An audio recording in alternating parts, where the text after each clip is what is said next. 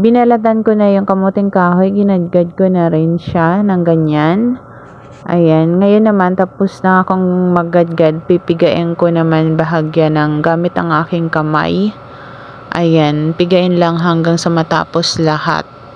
Ayan, tapos yan, natapos na pigain, hiwa-hiwalayin naman ko ng ganyan at hanggang sa matapos. Ngayon naman ay susunod natin yung daon ng saging.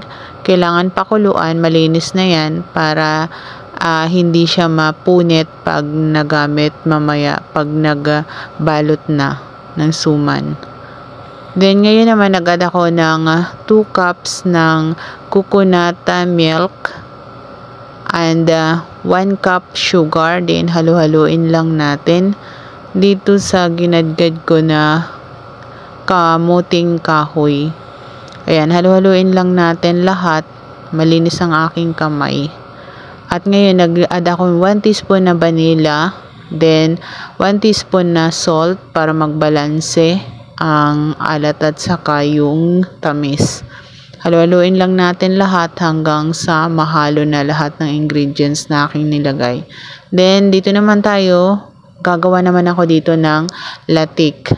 Una muna as 1 cup na brown sugar, din halu-haluin natin hanggang sa liquid na siya.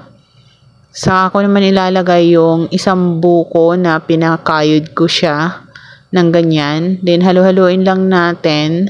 Dito nakulangan ako ng pagka-brown niya, nag-add ako ng muscovado powder. Then ayan, nag-dark na siya, dark brown. Ayan. Halu-haluin lang natin hanggang sa maluto yung buko. Then, pag lumapot na lahat, set aside na natin. Ayan. Pagkatapos, set aside, then, ito na, magpo-form na ako at magbabalot na ako. Naglagay ako ng, ito ay consume lang namin, sariling consume. Ayan, nilagyan ko sa ibabaw ng toppings na latik.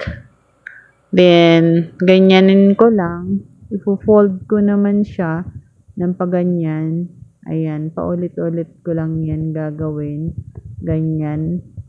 Ipagko-close lang yung magkabilaan. Then, parang i-fold at i-close mo lang hanggang sa hindi makita nga yung filling na aking ginawa. Then, pagkatapos niyan, ayan, gaganyanin ko lang, pabilog.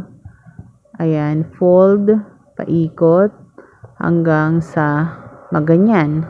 Then, magkabilaan, tutupi lang, ganyan.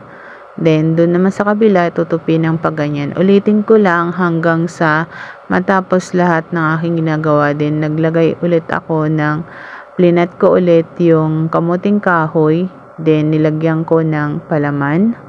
Ganyan. Fold ko magkabila. Close ko lang yan hanggang sa mag-close. Hanggang magganyan. Ayan. Sana all close. Char. Ayan. Atin lang ganyanin paulit-ulit hanggang sa matapos. Close lang natin magkabilaan. Ganyan. Fold lang natin. Tapos, paikot. Hanggang sa paganyan. Then, yung dulo, itupi natin. Ayan, ganyan lang. Kamuting kahoy na may palamanto na bukayo. Ayan. Ayan na ang aking nagawa lahat. Then, steam ko ngayon ng 45 minutes. Then, ayan. Steam ko lang yan ng 5 minutes. Ganyan. Masarap siya, guys. Tama lang.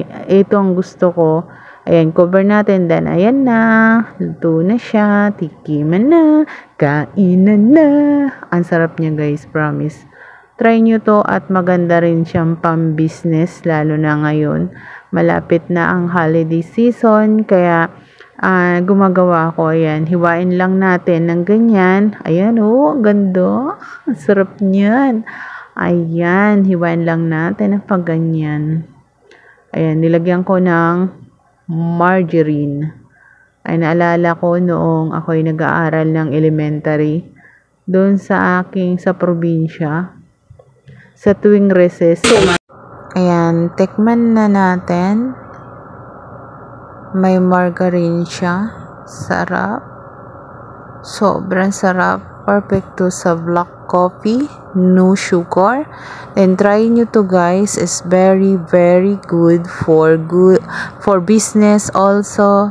Please subscribe to my YouTube channel and follow my Facebook page and TikTok. Bye.